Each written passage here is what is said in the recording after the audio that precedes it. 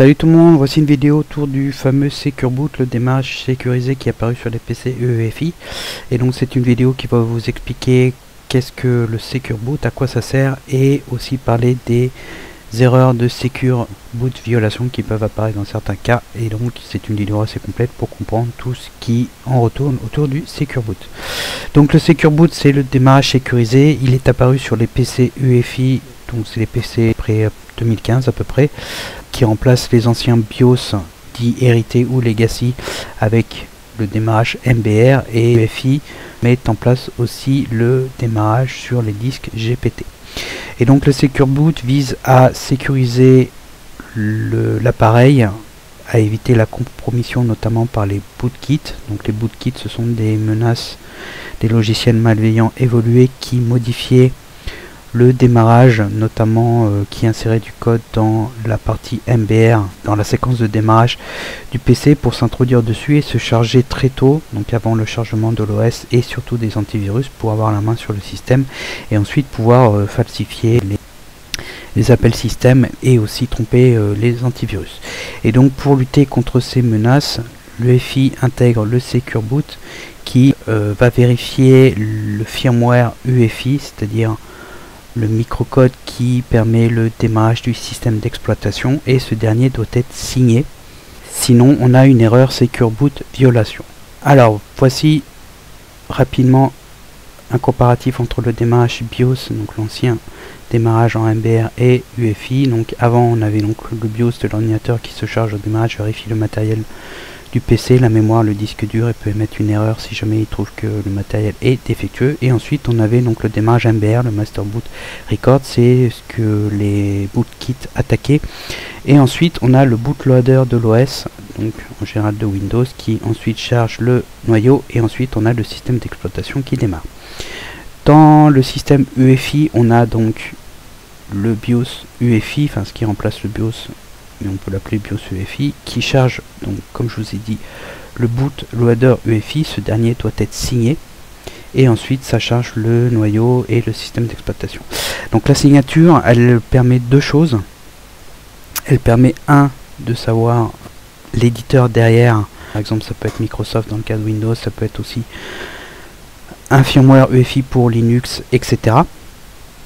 Et ça permet ensuite de vérifier la signature, c'est-à-dire que le firmware UEFI n'est pas falsifié, n'a pas été modifié ou compromis par un logiciel malveillant, et du coup ça empêche de démarrer sur des firmware UEFI inconnus ou qui auraient été falsifiés.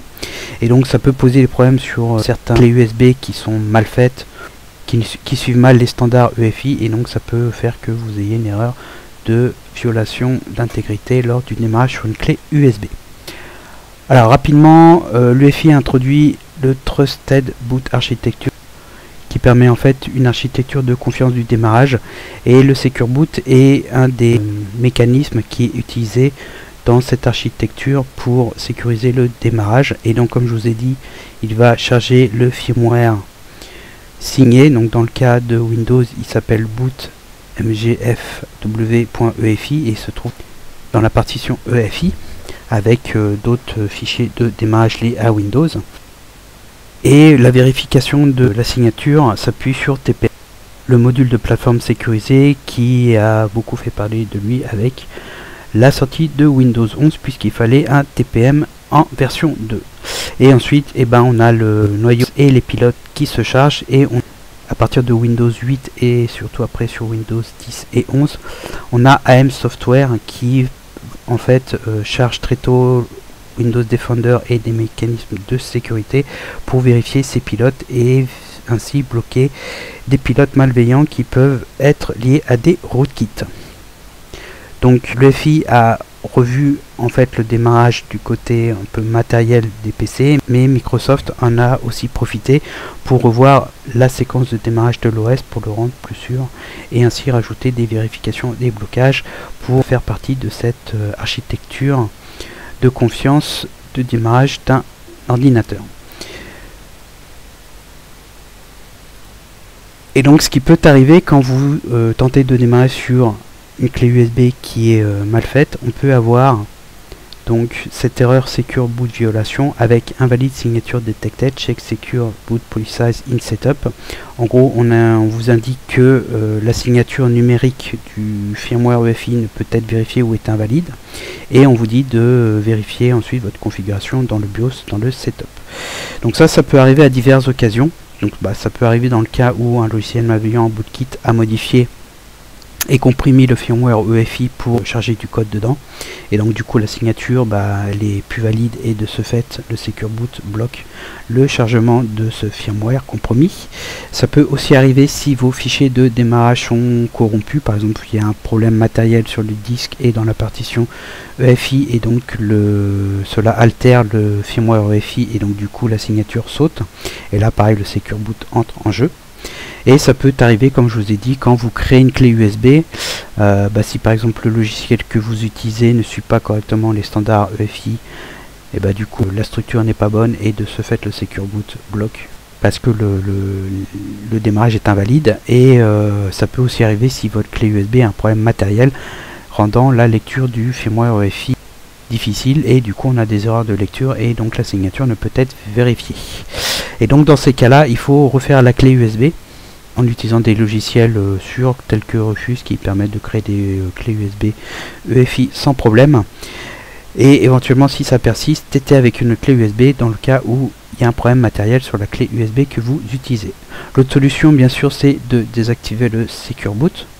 le démarrage sécurisé, parce que là il n'y aura plus de vérification, et donc du coup vous n'aurez plus d'erreur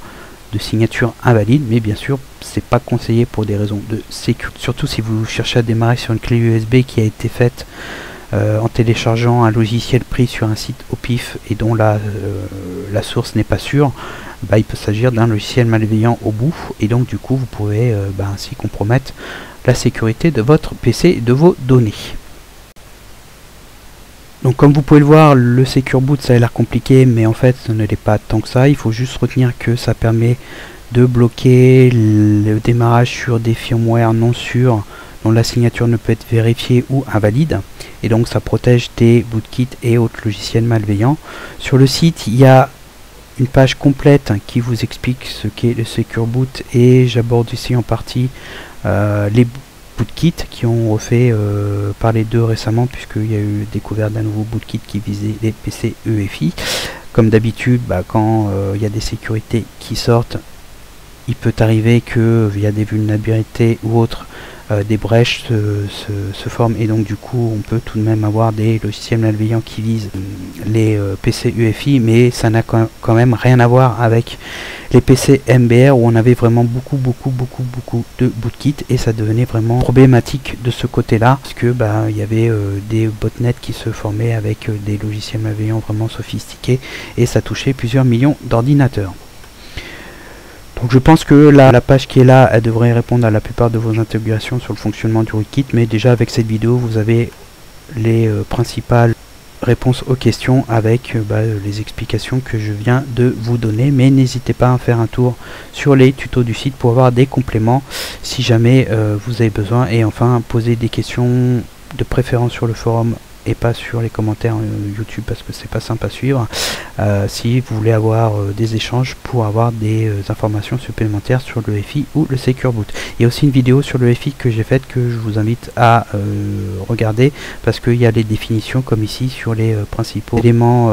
techniques, CSM, GPT, MBR, etc., pour bien comprendre tous ces aspects sur les PC EFI. Et donc comme d'habitude, si la vidéo vous a plu et vous a aidé, n'hésitez pas à la noter avec un pouce vers le haut et à la partager, et je vous dis à bientôt pour d'autres vidéos.